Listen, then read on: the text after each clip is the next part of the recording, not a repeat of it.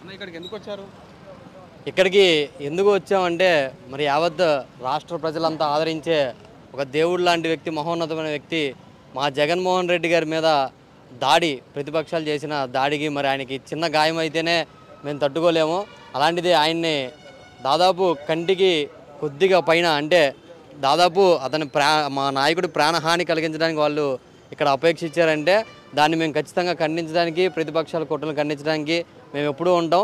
అలాగే మా నాయకుడికి ఏమైంది ఏంటి తెలుసుకోవాలని చెప్పి మేము హుటాహుటిన అర్ధరాత్రి అయినా సరే మేము ఇక్కడ తెలుసుకోవడానికి వచ్చాం. మా నాయకుడితో పాటు అలాగే ప్రజాదరణ పొందిన వెల్లంపల్లి శ్రీనివాసరావు గారు కూడా గాయం అవడం ఇక్కడ మాకు తీవ్ర ఆందోళన కలిగించింది. అందుకని మేము ఇక్కడ రావడం జరిగింది.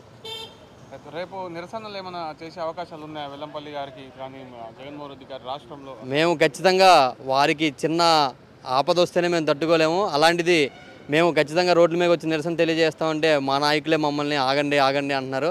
అందువల్ల మేమేంటంటే పార్టీ హైకమాండ్ ఆదేశించిన దాని ప్రకారం నడుచుకుంటాం. కానీ ఏంటంటే మాలో చాలామంది కార్యకర్తలు కూడా ఇంకా అసలు ఏంటి ఇది ఎందుకు జరిగింది ఏంటి అనేది ఇంకా తెలుసుకోలేకపోతున్నారు.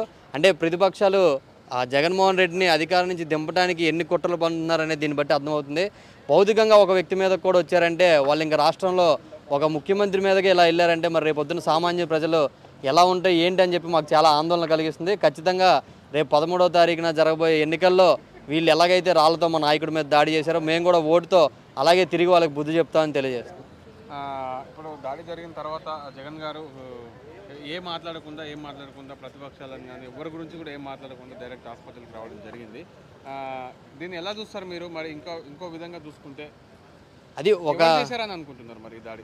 ఒక నాయకుడికి ఉన్న లక్షణం అంటే అదే అనమాట. దాడి జరగగానే మీరు చూసాం మన ఎక్కడైతే పెద్దిరెడ్డి గారి నియోజకవర్గంలో చంద్రబాబు నాయుడు గారు అక్కడ ఏమి లేకుండా సృష్టించి వెళ్ళి కొట్టండి అని చెప్పి ఎలాగా నాయకులు కార్యకర్తలు అందరూ రెచ్చగొట్టారో అదే మా నాయకుడు స్వయంగా అతనికి గాయం అయితే కూడా ఎటువంటి చిన్న మాట మాట్లాడకుండా అదే చిరునవ్వు కొనసాగిస్తూ ప్రతి ఒక్కరిని మళ్ళీ అలాగే పలకరిస్తూ ఏదైతే షెడ్యూల్లో ఉన్న ప్రకారం బస్సు యాత్ర మేమంతా సిద్ధం ముగించుకున్న తర్వాత హాస్పిటల్ వచ్చా కూడా ఎక్కడా కూడా ఎవరిని ఏం విమర్శించగలేడు.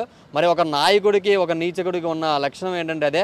చంద్రబాబు నాయుడు అంటే రెచ్చగొట్టే దూరంలో మన పెద్దిరెడ్డి రామచంద్రారెడ్డి గారి నియోజకవర్గంలో జరిగిన యాత్రలో మీరు అందరూ చూడొచ్చు. అందరినీ కించపరిచి అక్కడ ఉన్నారు వైసీపీ గుండాలు వెళ్ళి కొట్టండి తన్నండి అని చెప్పి అన్నాడు. మా నాయకుడు మట్టి చిన్న గాయమైనా కానీ ఇటువంటి చిన్న మాట కూడా ఎవరిని అనకుండా ఆయనంతటికి ఆయన వచ్చి స్వయంగా హాస్పిటల్లో చూపించుకొని వెళ్ళాడు. మరి మా నాయకుడికి ప్రతిపక్షంలో ఉన్న చంద్రబాబు నాయుడు గారికి తేడా ప్రజలు ఇక్కడే క్లియర్గా గమనిస్తున్నారు. దీన్ని బట్టి ఖచ్చితంగా రాబోయే ఎన్నికల్లో ప్రజలు బుద్ధి చెప్పడానికి రెడీగా ఉన్నారని చెప్పి ఈ సందర్భంగా తెలియజేస్తారు. జగన్మోహన్ రెడ్డి గారు ఈ దాడి సంఘటనను మీరు ఎలా చూస్తారు, ఎలా స్పందిస్తారు?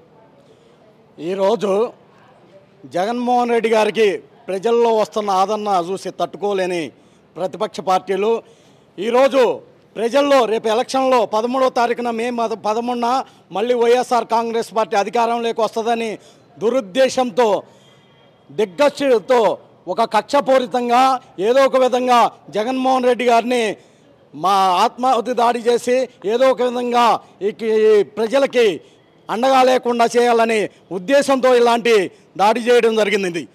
చంద్రబాబు ఫస్ట్ నుంచి మీరు చంద్రబాబుని చూడండి, ఏ రోజన్నా ప్రజలకు మేలు చేయాలనే ఆలోచన ఏ రోజు ఉండదు. మామకి ఎండు పోటు పొడిచాడు. ఈరోజు మళ్ళీ అది ఏదైనా తన కోసం తనకేదన్నా ఇబ్బంది కలిగితే వారిని అంతమందించడానికి కూడా వెనుకాడని వ్యక్తి ఎవరైనా ఉన్నారంటే ఈ రాష్ట్రంలో ఒకే ఒక్కడు సన్యాసి దద్దమ్మ చంద్రబాబు నాయుడు మాత్రమే.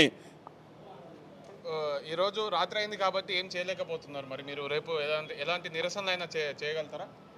జగన్మోహన్ రెడ్డి గారు కార్యకర్తలకు ఇచ్చిన స్ఫూర్తితో కార్యకర్తలను ఏ రోజు రెచ్చగొట్టే విధానం లేదు. చంద్రబాబు చూడండి, ఎప్పుడు కార్యకర్తలను రెచ్చగొట్టి ఏదో ఒక విధంగా ఉసిగొల్పి ఏదో ఒకటి అది ఇదని చెప్పి వాళ్ళని రెచ్చగొట్టి ఇలాంటి దుర్మార్గపు ఆలోచనలకు తెరదీస్తున్న వ్యక్తి ఈ రాష్ట్రంలో ఒకే ఒక్కడు చంద్రబాబు నాయుడు. చంద్రబాబు నైజం అంతా ఫస్ట్ నుంచి కూడా వెన్నుపోటులు, కుట్రలు, కుతంత్రాలు, హత్యాకాండలు. తన చరిత్ర మీరు చూసుకోండి, మీ మీడియా చూడండి. తనకి ఎవరైనా అడ్డొచ్చారంటే తనని అంతమొందించడానికి కూడా వెనుకాడని వ్యక్తి ఎవరైనా ఉన్నారంటే అది ఒక్క చంద్రబాబు నాయుడు మాత్రమే.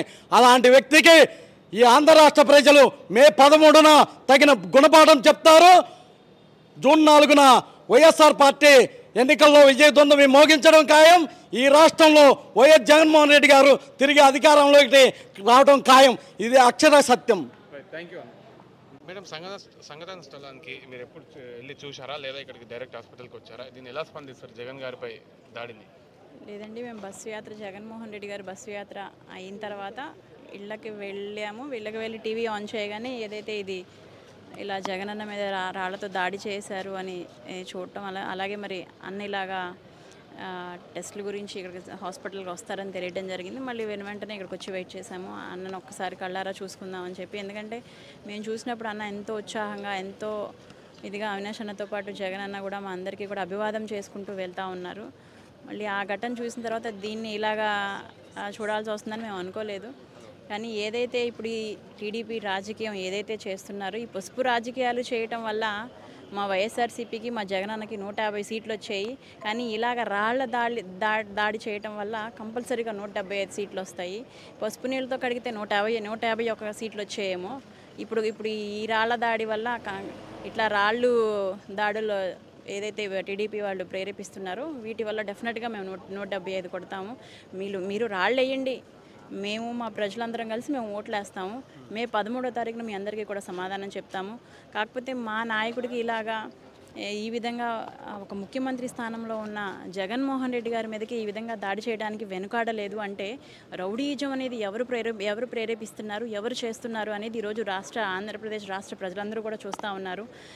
జగన్మోహన్ రెడ్డి గారు ఎన్నో మాటలు ఫ్యామిలీస్ని కూడా తిడుతున్నప్పటికీ కూడా జగనన్న కేవలం ఒకే ఒక మాటతో అందరూ సమన్వయం పాటించండి, ఏది ఎక్కడ అల్లకల్లోలం జరగకూడదు, కలహాలు జరగకూడదు అనే ఒక్క మాటతో వైసీపీ కార్యకర్తలు అందరూ కూడా ఎవరి పని వాళ్ళు చూసుకుంటా ఉన్నారు. కానీ ఈరోజు జగన్మోహన్ రెడ్డి గారినే టచ్ చేశారు అంటే నిజంగా ఈరోజు రేపటి నుంచి ఈ చంద్రబాబుని కానీ, ఈ లోకేష్ని కానీ, ఈ పవన్ కళ్యాణ్ కానీ ప్రజలైతే ఎవరు బయట వైసీపీ వాళ్ళు ఎవరు బయట తిరగనివ్వరు.